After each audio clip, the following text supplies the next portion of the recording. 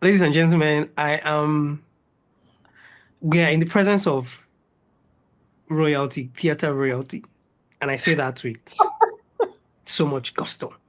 Theater royalty here. Mfoniso Udofia is an award-winning Nigerian American storyteller, playwright, and actor. She's best known for her nine-play Ufot Family Cycle. And I'm trying so hard not to say Ufot Family Cycle, which Run Boy Run is part of Ufot Family Cycle. In fact, Ufot Family Cycle is a series of nine plays, and out of that nine, I think five have been produced, and there's four more to go. So we're looking forward to that. Mfoniso's work also centers on themes of memory, migration, and identity, and she has been celebrated on major stages across the United States and even beyond. And there is a fun fact: she is an Emmy nominee. That is huge. That part. Yeah. And so, Abigail. Abigail is a talented actor. I have seen this. Abigail is a talented actor. She's also a voice actor. I mean, I've been tempted not to call her sister on since we came on. I have been tempted not to call her sister because, I mean, I can just picture sister and she fits sister directly. Like Thank this you. is sister. And Thank she's you. known for her really awesome performances, which has depth and has emotional power. And so, if you listen to Run Boy Run, you can tell it. In Run Boy Run, she gives the voice of Sister, as I mentioned, and she's one of the most unforgettable characters in the story. And she continues to make a mark as a dynamic performer across stage, screen, and audio. Mfoniso writes, and Abigail, she acts. Both of them are doing amazing stuff. Amazing stuff. So, welcome, guys. Please tell me where I have lied in any of these things I read out. I will tell you one place. Oh, Abigail is also an amazing writer. I'm not. Right. Color me surprised. Thank you. Color me surprised. Color me surprised. Color me surprised. Color me surprised. I am not surprised. It's color me surprised. No. Woman. It's written. It's written all over. It's written all over. Thank you. So I'm going to start with Mfoniso, and I am just going to go straight to it. Like, I know Runboy, as I mentioned, Runboy Run is part of Ufot Family Cycle. I'm still trying not to say Ufot Family Cycle. I'm trying so hard. Because if you know what Ufot means, you know why I'm trying so hard not to say it. So what inspired it? I know it's based on the activities or the things that happened around the Nigerian Biafran War. But what really inspired you to write Run Boy Run? And why did you choose it to be in a stage format? And why did you decide that it was going to be in audio drama format as well? Because I know you produced the play a while back, then it's just coming on audio now. So I hope these questions are not too much. Yeah. I mean, so I am writing from the United States. I'm an Ibibio woman, Nigerian woman, and a big part of my question is what brought my people here? Why did they stay? What does it mean to build in this country that sometimes doesn't want to hold you?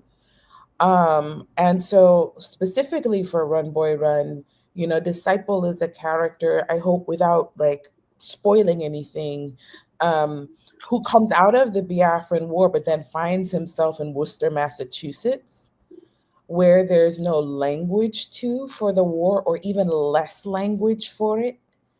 And a lot of what I was interested in is when I look at some of the men and women who are of that older generation, who are our parents or aunts and uncles, they came out of that war. And I'm also not as connected on the ground And so I'm asking myself questions like, when does trauma become tradition? Is what I'm seeing born of something that is Nigerian? Is it born out of war? Is it something traditional? What is it? And so I was trying to get under the hood of what made this generation of people. And then on top of it, they're far away from home too. So that was a big, I wanted to understand. And so the question of Run Boy Run was that, when does trauma become tradition? And what are we looking at? When does the past blur with the present? And the reason, like, to move it to audio is right now in Boston, Massachusetts, they're producing all of the plays. And this was the play that is most visual. Like, when you read the script, it's not audio at all. But it was also the play that didn't have a home. And so we were like, how do we do it? And there was an incredible idea to turn it into an audio play, which meant we had to move it from visual world, because Run Boy Run doesn't actually have a lot, like Disciple doesn't say a lot. The boy barely says anything. And so we had to figure out how to move the form to audio, which was really tough, but I think yielded something beautiful. So that's my story. Okay, I thought I lost you for a second there, but yes, thank you so much. That is really insightful, because one would think this is a story written abroad for a diverse audience. So, I mean, putting that all together, how did you approach, like, weaving together the past, the present, the timelines in the story? How did you come about it? So I love my people and I love my culture. So even though I'm working in America, I'm really clear on who and why I'm writing, like who I'm writing for and why I'm writing. So I put them at the center of my questioning, and then ask everybody else who is not of that to swim in unknown waters and hope that you get a good story. But my hope was that there would be more Nigerians in America who would go to the theater and see stories of people that look like them, of people that lived the way that they lived, because we are part of the fabric in America as well. And when you're here in America, you don't see a lot of stories about us for us. And I wanted to make sure that we held the center. And now I'm so excited that it's also in Nigeria as well, like the profound joy that I have in that. All right. Thank you. Abigail, we're still coming to you. Don't worry, you're not left out. I am just teeing into asking you the question I have for you. So before I get to you, let me ask Mfoniso, who voices Abasiama? Yeah. This question. You mentioned your uncles and aunts who experienced this war. And is there a personal, and you also mentioned about how trauma is becoming culture and how it is becoming culture. So is there a personal experience that also, like, that was involved in your research while working on the script for Run Boy Run? So this question comes up quite a bit, and I have to, how do I say it? It never happened in my life. Like, when you take a look at the plays, it's not as if I can go, that actually happened. But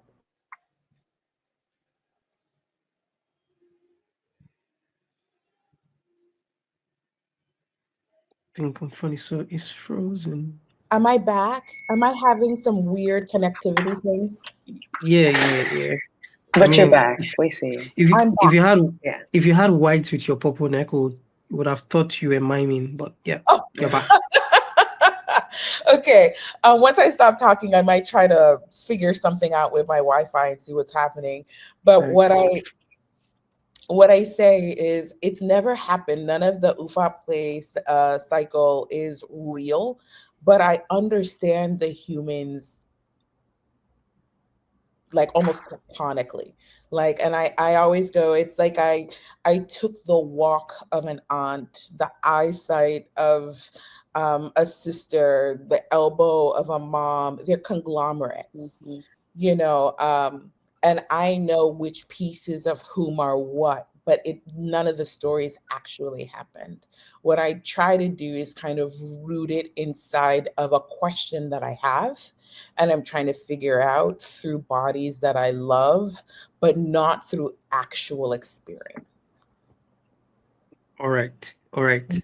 I think your response has given me what I'm going to ask you next, but Okay. please, Okay. Abigail is on the show. Abigail is on the show. So, Abigail, how are you doing? I'm good. How are you? Or should I go Joy Tribbiani? How are you doing? I love that. I'm good. I'm good. I'm very excited to be here. I'm always excited to be anywhere Mfoniso is. So I'm great. It's so nice having you, and I just want to ask you, how did you prepare to voice sister, especially given a connection to the story's past? How did you embody the voice of sister? Um, I, Sister, it's just so funny because I feel like every one of Mfoniso's plays, I've had a connection to each character. I was lucky enough to be in the first two. So I played young Abasiama, and then I played Adiaga, her eldest daughter from Elder Disciple. sister. Yeah, Yes. eldest daughter from Disciple. And so then I kind of stepped into sister with those two in my body already. And so I had Abasiama, I had Adiaga in me. And so sister is right, feels right in between. And because I'm an elder sister, I'm an Adiaga myself, Adame, because I am one, I could connect in a way that was um, uh, really internal to who I am. And so I was mixing my mom, who is also an elder daughter, myself, who is also an elder daughter, and the responsibility of needing to bring up the youngest and needing to protect the youngest and needing to show, hey, I'm also a mother for you as well. And so that was all embedded in my journey into sister. It was also the first play, physical play, that I saw of Mfoniso's when I had just become an actor coming into New York. I saw Run Boy Run and In Old Age at the same time. And I remember watching Run Boy Run and I was sobbing because my father and mother have been through the war and they both know the experience of what it was to be in Biafra at the time. And they were young, but they would tell us the stories um, as Igbo people in this time. And so I felt like I was carrying that as well, the feeling of the history of what my parents went through inside the play as well. So it was all there. It was actually one of the most emotional ones for me. And we weren't even physically doing it. We were just kind of like doing it through audio, but I felt the emotions and the physical life of it was really living inside of my body for sure. Well, it feels like you've embodied like different spirits and lived Yeah, experience as well to yeah, yeah. play. So I have to give kudos to the casting director for picking the perfect sister, like the perfect sister. Like, funny, so Yeah. am I right? I have been so blessed to have been working with Abigail. The parts are tricky, and Abigail is holding some of the trickier women in that they have to be soft and also front footed. They Hmm. are not always enacting action, but they are always watching. And I have to understand that they're watching, even if they are not moving. That's really, really full-body 360 work. And there'd be sometimes I'd watch Abigail and I know she's tired. And I'm like, thank you, thank you, thank you. I love But it. yeah, It's okay, great. I totally agree. Great work. So I want to ask, like, what did you find unique, Abigail? What did you find unique or challenging about voice acting for Run Boy Run compared to your other acting roles that you've had? You know, I was telling this to somebody. Mfoniso writes with musical intent in her writing. She's also a singer, so it's you can hear it in her writing. Thank you for And mentioning that. yes, I mean, a beautiful Thank you. singer, beautiful Because singer. I was going to say this show, this play needs to be on Broadway. But thank you for mentioning that. Listen, Thank I you. think all her shows should. Yes, But yeah, yes, I agree. yeah, I agree. yes. I agree. But she has musical language in Ibibio is also a tonal Oh language. yes, So yes. you hear it in there, and then you also hear it in the rhythm of her poetry in her writing. And there was a moment where I was trying to get this one moment in the play down, where she goes up and she goes, she's like, "Oh, my boy, my beautiful boy," and she's like going up in rhythm, and she's going up, and she's so excited, and I couldn't hit it. I couldn't feel it. And then Felicia was like, it's in the sound, the song of it. Try singing it. Try it from going down up. And when I did it, I remember feeling like I was crying. I could feel the tonal song of it literally brought me to tears, because you can feel the emotion through the music of her language. And so it was a lot of prep in that way. It was a lot of finding that the rhythm and finding the song of it, so that we are able to really help people feel that same emotion that sister was feeling in your ears, so that it's also in your body as well. So I really loved it. I thought it was great to be in a studio, and to try to find a way to still be present with actors, but also, how do I also portray this through sound? How do I portray my frustration, but portray my love, portray all of it through sound without physically having that hug there? It was really great. It was so cool. It feels like I'm in the recording booth with you currently because the way you Yeah, yeah. because I imagine myself on the other side, and I'm singing out and is everything all right? Okay. I wish you had seen what that booth can look like.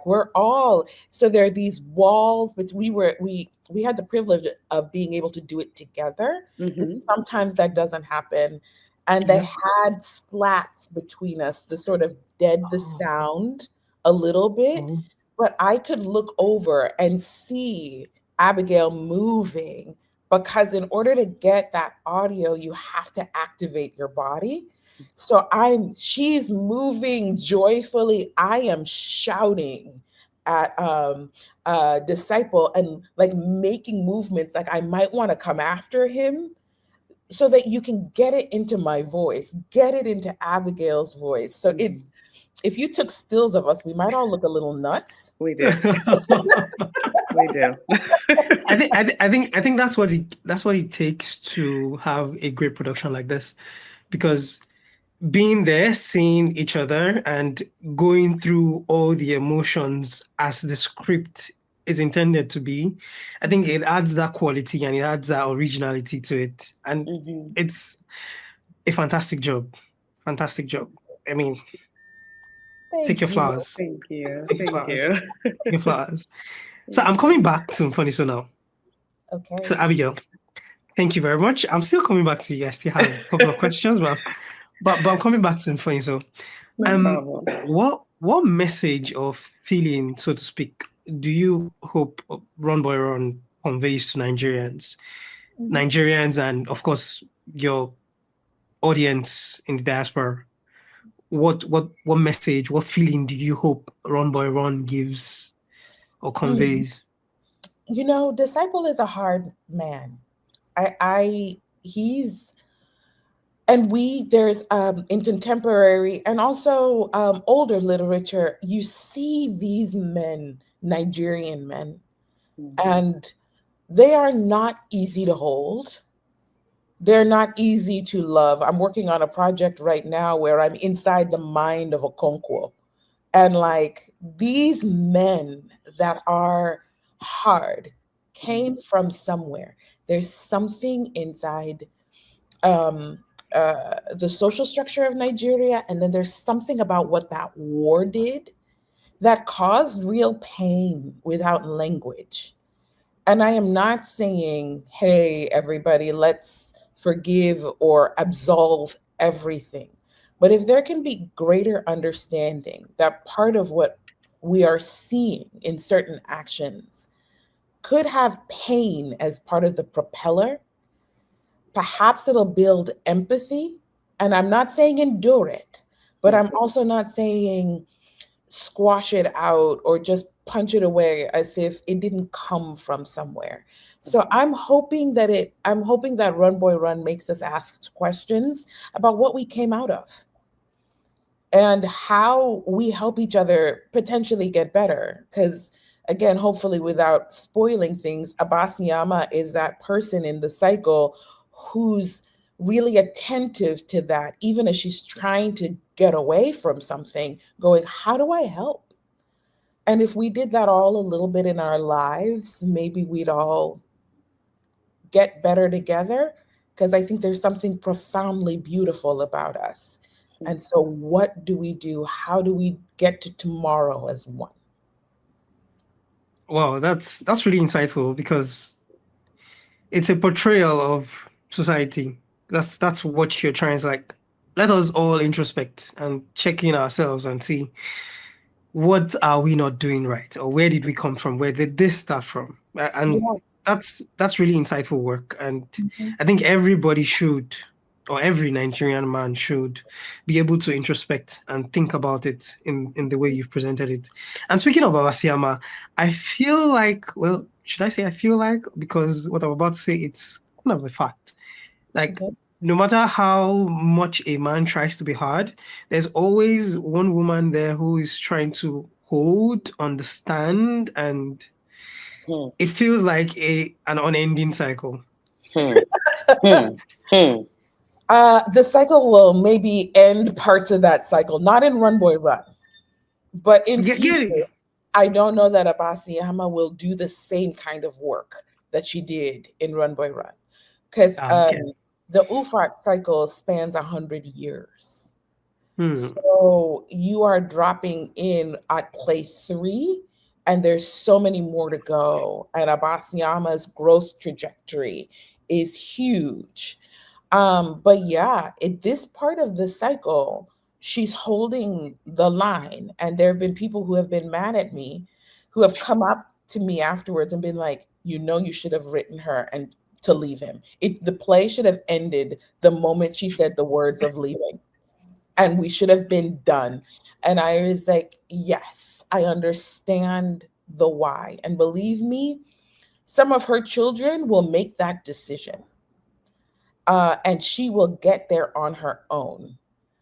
But this woman, the women that I see of this era, were doing really interesting work to hold, especially when you are um, moored in a foreign country and there's just not a Yep. lot of people to turn to. It's not like you can go back onto the compound and be like, hi, I need some help from some other friend there. You are alone.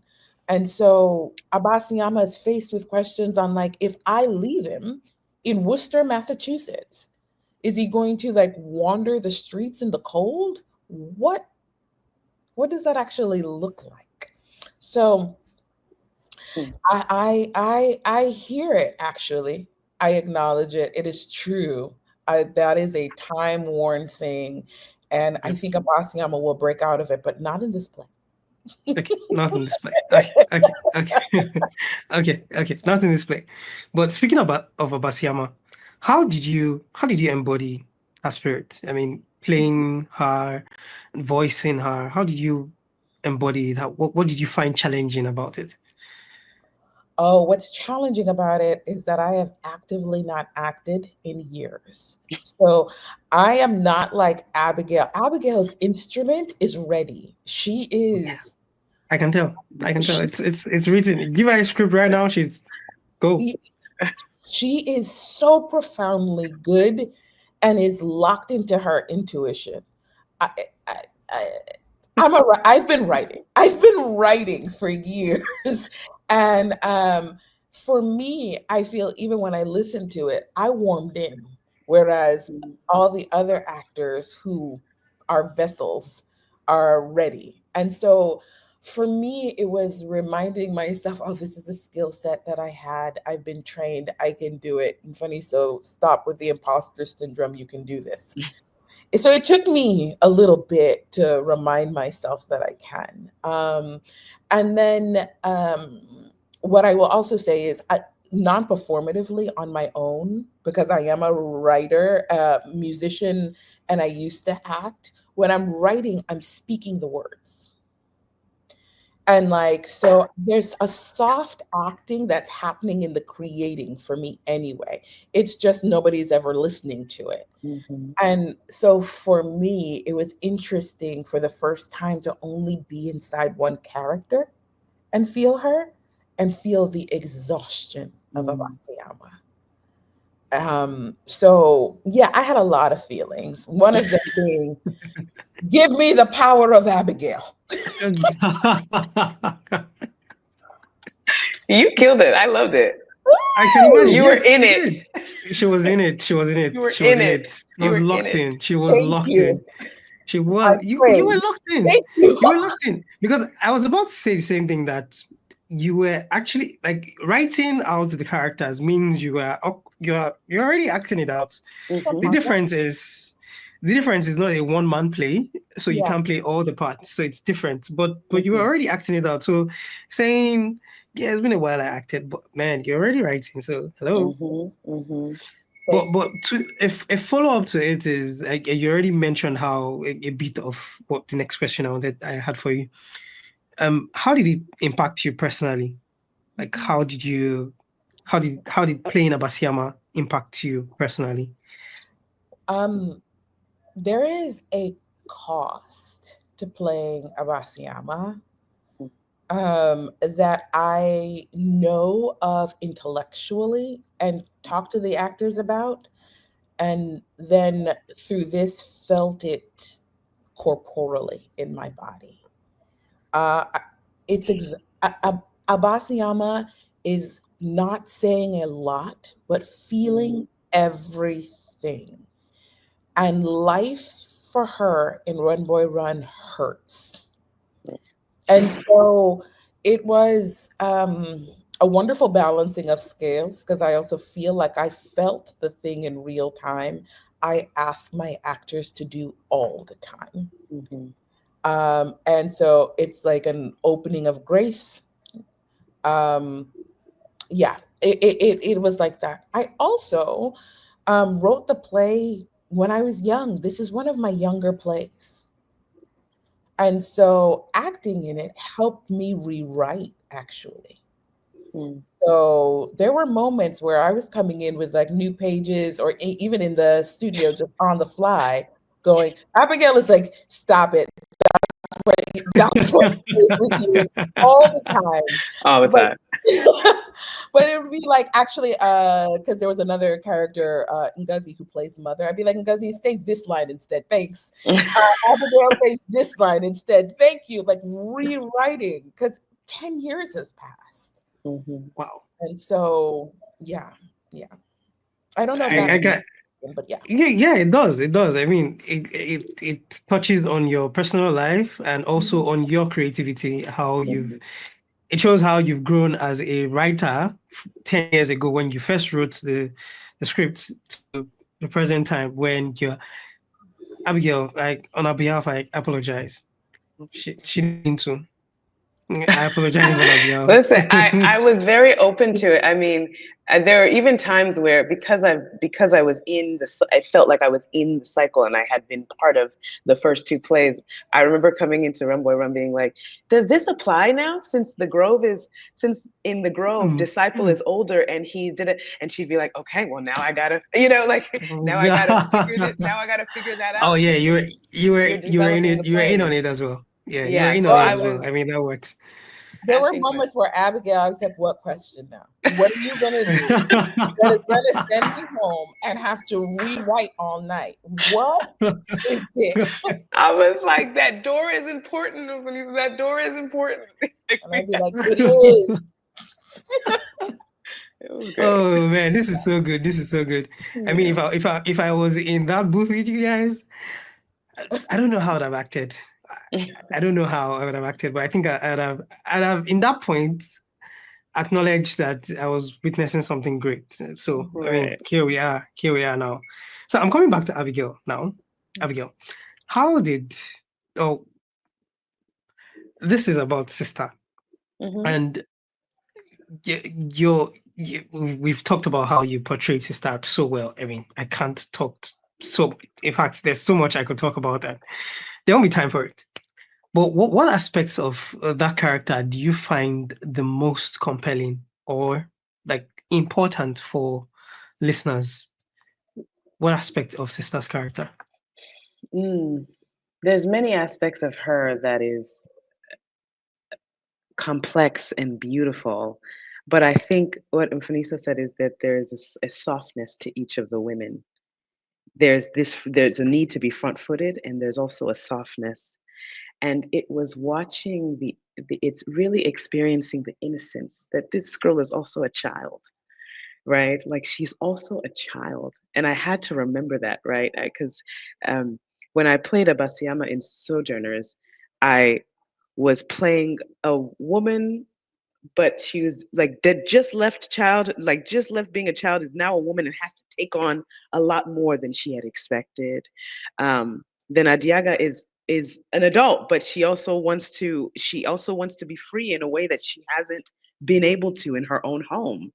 And so sister is again that's that in between where this is a child who is also having to take on the role of being mom, the role of being the guider, the protector, the one who also has to show the child that he can be soft. Disciple, you can be soft. It was fascinating to know because Disciple and I've always felt this thing with this character for a long time. I'm like, I don't understand him. I don't get him. He reminds me of the very the hardness that can happen after war is an incredible thing to see in Disciple and to watch him change. To see the Disciple in Sojourners is not the Disciple we see in The Grove. It's not the Disciple that we see in Run Boy Run. It won't be the Disciple that we see in The Ceremony. All of the Disciple is just changing rapidly. And I remember being very like, when I was a reader, when I was a person that just read Mfoniso's work, I'd be like, I can't stand this character. I just don't know what about him. I cannot stand him. And then to know about his life, Run Boy Run made me go, I hear him, I see him, I know who this man is. I have uncles that are like him. Like this, yes. And I have uncles who have had sisters who have found a way to make this man soft, and unfortunately they've lost them or something happened along the way, and so it's hard in these men. I mean, just being a product. I mean, my mother lost her mother in the war, and there's a hardening that happens. It's like, I need to protect myself, you know what I mean? And so I remember being like, this woman sister is the reason Disciple is still a redeemable character, is still a loved, because there is love in him. And Abasiama reminds him of his sister. And so I have to be as soft as Abasiama, because Abasiama and sister are the same face almost. Kindred So spirit. it's their connected spirits, and which is why he fell in love with her, but also why he's very scared and needs to step away from her, because he's lost something in this face that reminds him of his sister. It's quite beautiful. It's just, I mean, the connections are just chef's I kiss. mean, the way you've described it is beautiful as well. I mean, if Yeah. I had listened to it, I'd have said, well, okay, now I have to listen Yeah, with your yeah, description. So yes, yeah. it is beautiful. I'm so happy you shared that. Yeah. Well, we're coming to the end of this back and forth, and I just have a couple of general questions for both of you. I any either Mfoniso or Abigail, any of you can answer. What do you think Run Boy Run, how do you think it contributes to documenting, Nigerian history Mm. with this kind of play? How do you think it contributes to documenting Nigerian history? I will offer that it lives in that space where a story is made up that might help you understand the pain of war. Because we have some Biafran stories, most of them written by the grandchildren of the Biafran War. And the more we have stories like that, the more then we can start talking about what happened to us. So of us, for us, to then get us talking about what made us. And then maybe we can determine how we want to move forward. So, Yeah. And I think also to add on to that, I mean, people died for Biafra, and I think people to this day are trying to still they're still holding on to the burden of that genocide. And so I do think that is a way for us to document and remember this happened, and our people are still to this day trying to fight for what they lost. They're still trying to fight for what they lost. And I know, I mean, we are Nigerians, but it's also to not forget that there was something lost here, and there are people to this day that are still impacted by that loss. And so that was very important to me, and this story was like, I can't wait to let my parents hear this so that they know that, you know, what they experienced in the past is not just erased. It's there. It's documented. Yeah. Thank you guys so much for this. Thank you for your comments regarding how it is preserving, Nigerian history. And this is a part of history. This is now a personal opinion that hasn't been talked about enough. And it saddens me. And why I say it saddens me is because at the end of the war, I felt there should have been okay, this is where we went wrong, and this is what should be fixed. And I think if that had been done, if there was a sit down and that had been done, many things that are happening currently may not be happening. And I think it all stems from not having a conversation about that war, how it impacted people's lives personally and on a general scale. So that's a personal opinion, anyways. So I have another question is outside of the script and recording, what is one memorable moment or experience you had while working on Run Boy Run? outside of the script or recording? Outside of the script. Okay.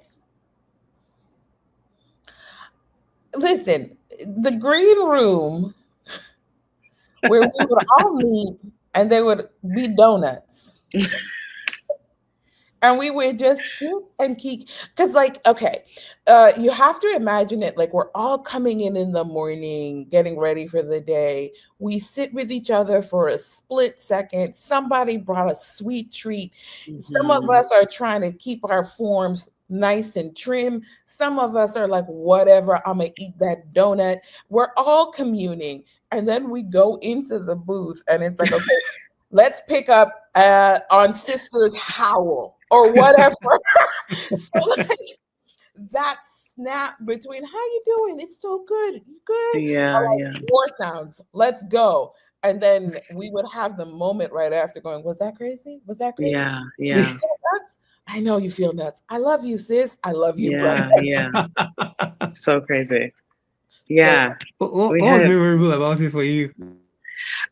there was this one moment that me and Mfoniso and my friend Chibuba, we were all coming back from the booth, and again, Mfoniso is like my also like a mentor to me in terms of my writing as well, because I'm just so inspired by her writing.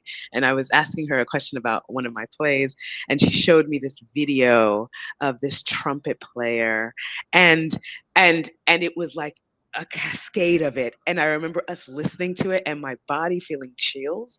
And I'm just going, how she's able to just know exactly what I need when I need it is insane to me. I literally was like, I needed this. And I mean, it was such an inspiration and it helped me finish writing the play. It really did. And so, and I was tired. I mean, I was also doing simultaneously The Grove, which was demanding a lot from me.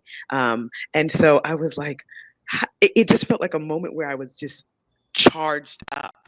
And it's just a testament to how much of a inspiration she is, the generations behind her and in front of her as well. I've just been so grateful to be a part of this cycle. Yeah.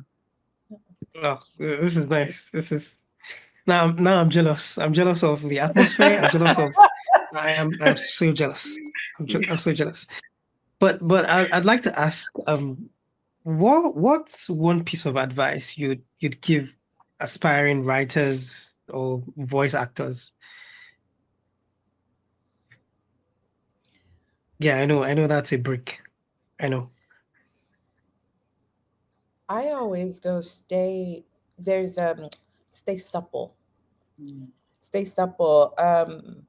Because it inside of that word holds something about truth and also flexibility. Um,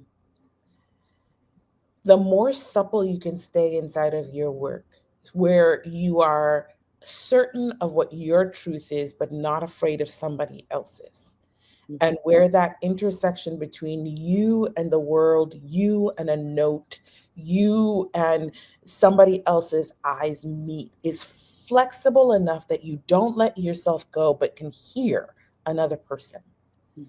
It helps the art so much because you can't let yourself go and accept everything that somebody says is what it should be. But you can't barricade yourself against another person's thought to the point you're not growing. So there's something about saying as supple as you can. And that is vulnerable and dangerous, actually. I find has helped me move. Especially for your work, I feel like that is the biggest thing I've learned is to trust my instinct, but to also be open to exploring whatever comes from the writing and the words, because it might not be what my instinct actually thinks it is. It might not. It might be something completely different. And in that, I've learned something else. That's And right. so I agree. I was literally going to say to merge instinct with the words and the language that is on the page, because Mfoniso makes it very clear. And you have to really immerse yourself in the flexibility of that in order for you to really show the story that is supposed to be told. Yeah, and please warm your voice up. If you're please warm. Every morning I'd be like, oh my goodness, I wish I had 30 minutes to just get my voice back into it, singing that Biafran song, Land of Our Father, Land of the Rising Sun. I was like, whoa, I need to get my body in it. It was really hard, but to warm your voice up, really prepare your instrument for the work. Yeah. Oh, that's fantastic, man. That's real great advice because I think I'm going to steal some of them, apply them. Maybe one day I'll feature on one of Mfoniso's plays, Come on over. Not as Disciple though. Oh, why not? Why not? He and even though, like I say, he can be hard, he grows. He does grow. he grows. He does grow. Come on, Noah. Okay. That's comforting. That's comforting. That is comforting. That is comforting. That is comforting. So before we take questions from the, what is your favorite line? Your favorite line, or can you perform your favorite line from Run Boy Run? I can. Yes. You can. Okay, hold it. Okay, I will. Hold it. I can. Mfoniso, what about Yeah. you? I can. I wonder if it'll be the same line. No, it's fine. It at the same time. Just no. It's fine. It's fine. It's fine if it's I have the same two, line. but it's. Oh, you have two. One, You have two. There's Okay. one I know. You know what I mean? Yes. Okay. You have two. That's totally fine.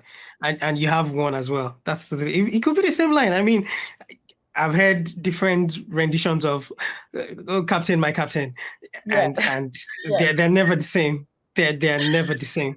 So I'm going to ask you to hold on. Okay. When we're about to leave, that will be our cotton. Is it razor or dropper? I can't remember now. But that's what we're going to exit stage left with. Right. Yes. Okay. Yes. Exit stage left with. That's what we're going. Okay. That's what we're going to exit stage left with. Great. So let me get questions from. Okay, so one question I see here is, how is voice acting different from stage or film acting for you, Abigail? That's a good question. Voice acting and stage acting. Well, if you're working on Mfoniso's work, it may not be that different. It demands of you the same that thing. But if I was to say, like, since I've been doing a couple of voice work, I will say that I'm more in the physical body. I'm more in the physical body on the stage. I'm running, I'm moving. There's so many more technical elements that you have to learn getting off stage, getting back on stage. Is it a rotating stage, or is it one that you just it collides together and you just have to hop on there's a lot of technical things that I have to keep in mind, and I have to keep my body in flow constantly. There's a certain way I have to eat in order for me to have my momentum up, because if I have the wrong foods, I will be down throughout the entire show.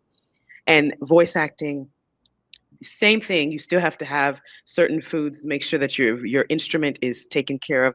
But there's not a lot of technical elements, and you get to stop and start, which is lovely. So if you mess up, you get to be like, can we take that back?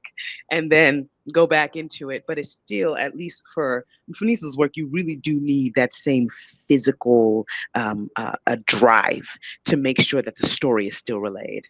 Yeah. So those are the differences.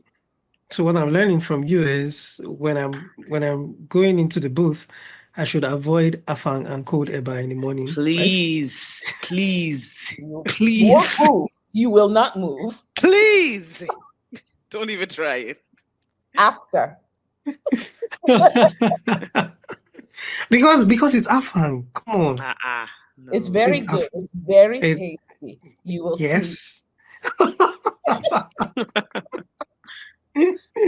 All right. So, I have one here. Hi, Mfoniso. How do you find inspiration? How do you find inspiration in your writing, and how do you handle writer's block? Yeah. So I'm a writer who writes from questions, primarily. So, like, Sojourners, for me, the question of Sojourners was, can the Nigerian dream work within an American paradigm? And then you've got The Grove. Can you individualize? What does it mean to individualize when you come from a collectivist culture? Run Boy Run, when does trauma become tradition? There are these big questions that really excite me. And if I can boil it down to a question, the writing is about the journey to finding an answer, not necessarily reaching the answer, but the journey to figuring out what the answer could be for any number of people. And so that's for me what kind of keeps the inspiration going, as opposed to sometimes I get a little tied down when it's just like, this is the story. I'm like, what is the question of the story helps me keep writing. And writer's block. Lately, I write so much, I have to be honest, that I can't have writer's block because I have to meet my deadlines. And those put the fear of God in me. So a deadline will eradicate some writer's block. But when I'm on my own, what I do is I actually just acknowledge it. What I try to do is I try to stamp down the panic. If I live in the panic of, oh no, I don't know what to write, then I just keep reinforcing the block. When I'm not on deadline, I'll just go, I guess I don't want to write this right now. And that gets to be okay. What happens if I write something else? So I focus more on the practice of writing than getting through to like write this one thing if I'm blocked, unless I have a deadline and then I have to do something. I guess that's why it's called a deadline, because you know you're dead. Yes. Actually, you know what? No, I don't think I ever thought of it. But yeah, you're dead. You must be dead. Because you know you're dead. It's true. I have a question from Instagram. Can a musical come on the audio as well? Can a musical can it come in audio format as well? That's a good question. I think so. I don't know if it's been done. Abigail, do you know if it's been done? I don't know, but I mean I know there are musicals that have like Spotify playlist, and Right. I guess that's an experience of experiencing the musical, but I don't know if I've ever heard like musical with answer. Oh, Michael said yes. Yes. So then yeah, it's I happening. Okay, Michael said yes. Yes. Yes. If we could do what we Interesting. just did for Run Boy Run, which is purely visual, then something that is meant to be listened to, we could figure that out. Yeah. I also We're think producing one now. right. Oh, okay. Oh. Perfect. Okay, that's great. That's great. That's fantastic. That's fantastic. I mean, I'm really looking forward to when I see or read somewhere, or probably I'm watching live as well, watching Run Boy Run on Broadway. It would be a really glorious experience. It would be. I It would be agree. because it's something that I feel everybody that loves theater should have an experience. That's how I feel. From your lips to Okay. All right. Right. God's All ear. right. So I think that's our last question for today. And now, before we end soon, who's gonna go first? Again, I have two. Okay. So Okay. So we're going to do this.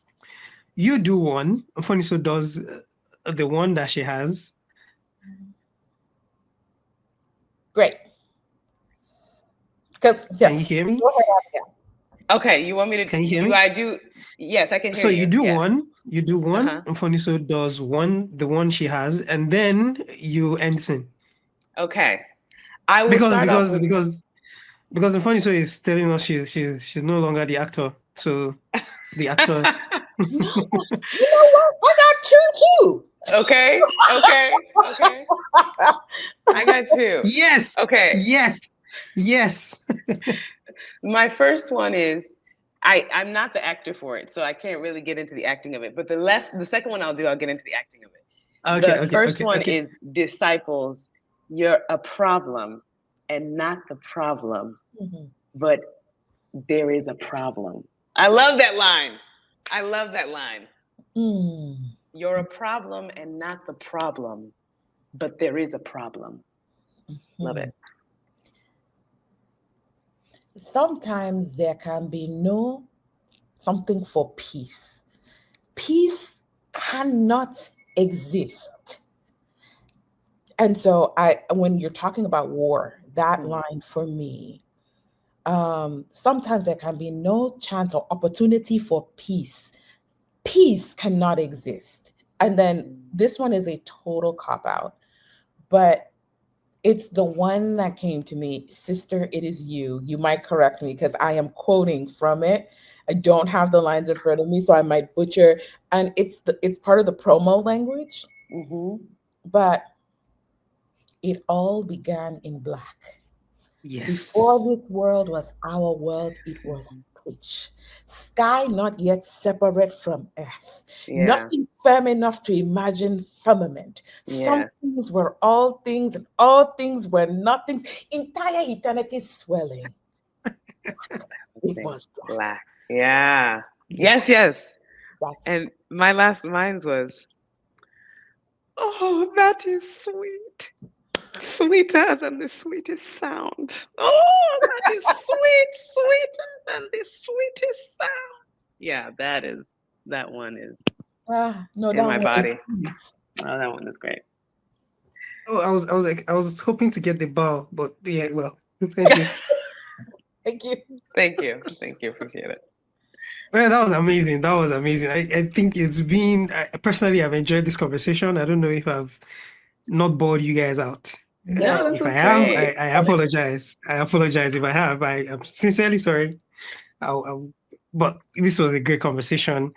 I really hope that partnerships like this can move the podcasting culture, sharing our histories and talking about Nigeria, our cultures together can progress, and we're looking forward to more conversations like this.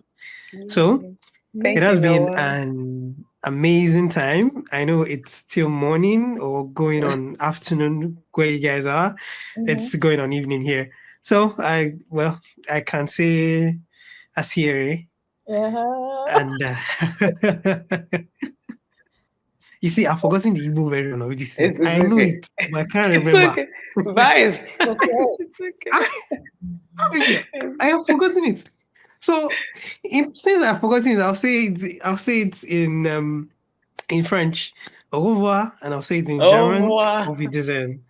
What you parle français? Like, what? You speak so many languages, huh? Yeah. Oui, je parle 6 langues. Oui, je parle 6. D'accord. Bon, that's what I can do right now with my head. So thank you guys so much. Enjoy the rest of your day. This has been amazing. Ciao.